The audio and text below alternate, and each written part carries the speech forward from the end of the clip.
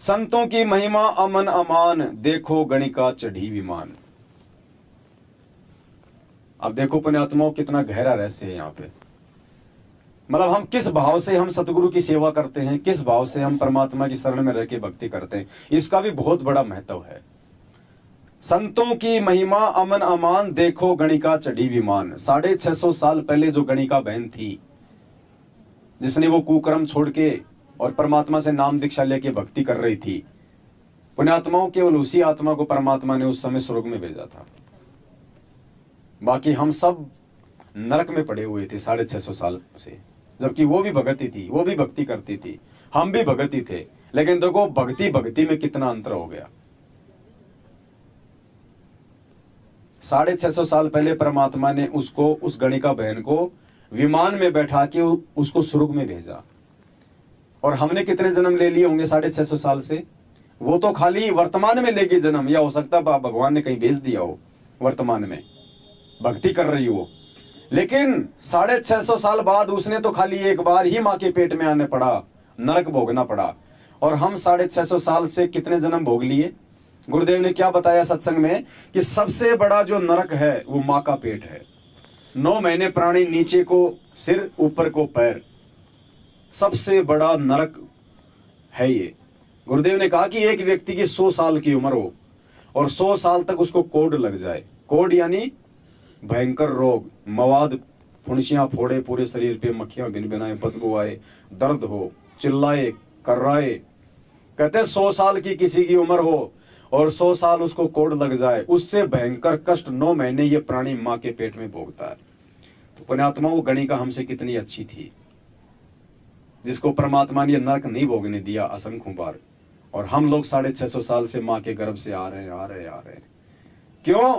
क्योंकि उसके भाव, वो जिस भाव से क्योंकि आज हम भगत तो हैं, लेकिन हम उन कर्मों को नहीं छोड़ पा रहे जो कर्म भक्ति में बाधक है, जो परमात्मा की मर्यादा तोड़ते हैं। और उस बेटी ने परमात्मा का ज्ञान सुनते ही वो कुक्रम, वो वैश्यावर्ती उसने पल भर में छोड़ दी उसने।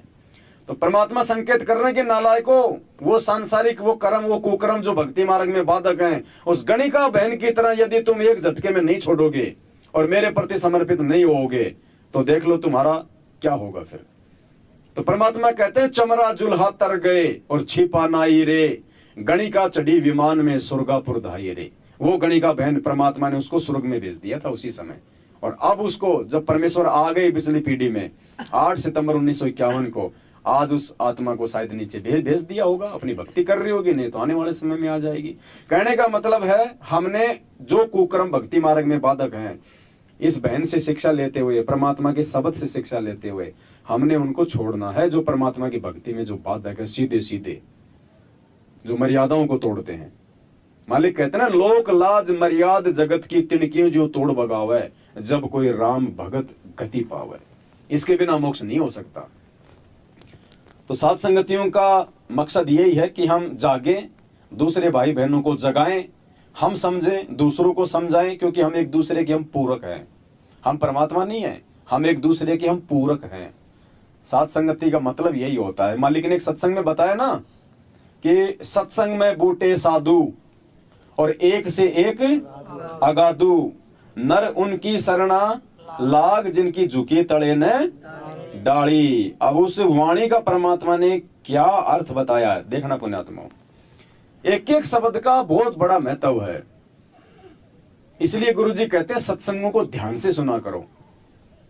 सत्संग में बूटे साधु, एक से एक अगाधु। पूज्य गुरुदेव जी नए भक्तों को संकेत कर रहे हैं कि भाई सतगुरु का जो सत्संग होता है, और सत्संग के बाद में या वैसे भी भगत भाई बहन जो पुराने हैं, जो आपस में बैठे हुए हैं, तो जो नए भगत भाई बहन हैं, जो अभी नए नए भक्ति मार्ग से जुड़े हैं, ज्ञान इतना है नहीं, उनको उन पुराने भगतों की संगति करनी चाहिए, साध संगति करनी चाहिए।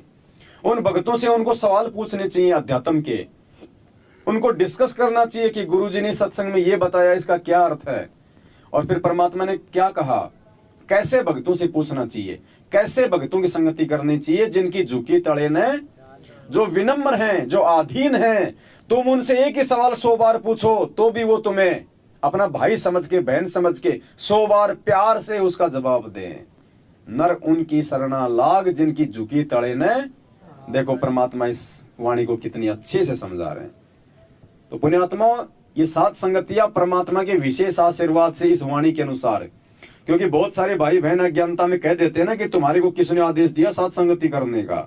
अरे नालायको, ये आदेश लेने की आवश्यकता है क्या? अब तुम दिन में बाजरे की रोटी खाओगे, शाम को मक्का की खाओगे, भगवान से आदेश लेने की जरूरत है क्या? कॉमन सेंस की बातें हैं ये तो। भगवान के सत्संग पे विचार कौन करेगा? सात संगति तो करेगी। दुनिया वालों को तो पता ही नहीं क्या ज्ञान है ये। हम भाई बहनी आपस में मिलकर चर्चा करेंगे, एक दूसरे को समझेंगे, समझाएंगे। तो गुरुदेव ने इस वाणी के अनुसार सात संगतियों की परमिशन तो बहुत पहले से दी हुई है, लेकिन जो हमारे जो बड़े भाई बहन जो पहले मैनेजमेंट से जुड़े हुए थे, वो नहीं समझ पाए परमात्मा के इन वचनों को। उनको सद्बुद्धि नहीं बख्शी थी परमात्मा ने। आज हमें बख्शी है तो हम इसका भरपूर फायदा उठा रहे हैं।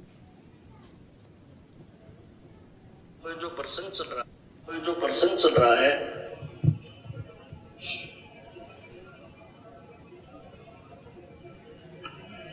कि सत्संग में आपको इसलिए बुलाया जाता है, यहां पर पुराने भक्त भी होते हैं और बिल्कुल नए भक्त भी आते हैं। इसमें क्या है कि सत्संग में बूटे साधु, ये साधु माने संत भक्त, साधना करने वाले योगी सब साधु होते हैं। साधक है जिन्हें बुराई छोड़ दी, सीधा सीधा सीधा चालो सो साध कहावे, सब बुराई त्याग के भक्ति मार्ग में बिल्कुल सीधा होकर चले सो साधु है, योगी है, भक्त है। तो कहते सत्संग में अच्छे अच्छे भक्त होते हैं, एक से एक अच्छी आत्मा मिलेगी। लेकिन नए भक्त के लिए संकेत है कि उनके पास बैठना, उनसे चर्चा करना प्रभु की, उनसे क्योंकि यहाँ आपको इसलिए बुलाया जाता है कि दास तो 2 घंटे सत्संग करके फिर संगत से मिलने में लग जाता है, और बाकी भक्त जो मिल लिए बाद में बैठ जाते मंडली बना के, चर्चा चलती है। गुरुदेव ने आज ये बताया, इसका नए भक्त पूछते हैं इसका क्या अर्थ बनता है, तो पुराने भक्त उनको बताते हैं। उसके लिए बताते हैं कि उन नए भक्तों को कहते हैं कि उनकी संग में बैठ, जिनकी झुकी तले ने डाली,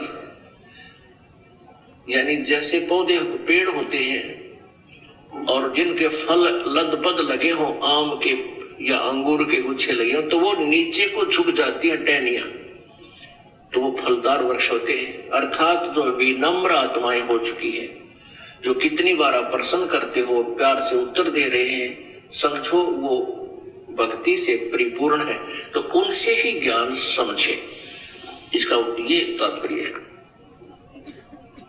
अब जो दास सत्य कह रहा है, इसके लिए संघर्ष चल रहा है। अब तो क्या कह रहे हैं पूज्य गुरुदेव?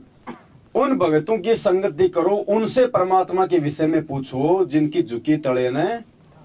तो पुण्यात्मा, अब हम सब अपना अपना आकलन करें, क्या हम उस लायक हैं कि हमारे अन्य भगत भाई बहन हमसे परमात्मा के विषय में सवाल करें, हमसे पूछे और हम उनको बताएं? क्योंकि बताने का अधिकारी कौन है? जो स्वयं परमात्मा के वचनों पे चल रहा होगा। अब कोई हमसे पूछे भगत जी आधीनी आए कैसे, अब हमारे अंदर खुद में आधीनी नहीं है, हम उसको आधीनी का पाठ पढ़ाएं तो हम दोषी हो जाएंगे और उसके ऊपर शब्दों का असर नहीं होगा। तो इसलिए भगवान ने सात संगत से जोड़ के पहले परमात्मा हमारी वो डाली जो है नीची करना चाहते हैं।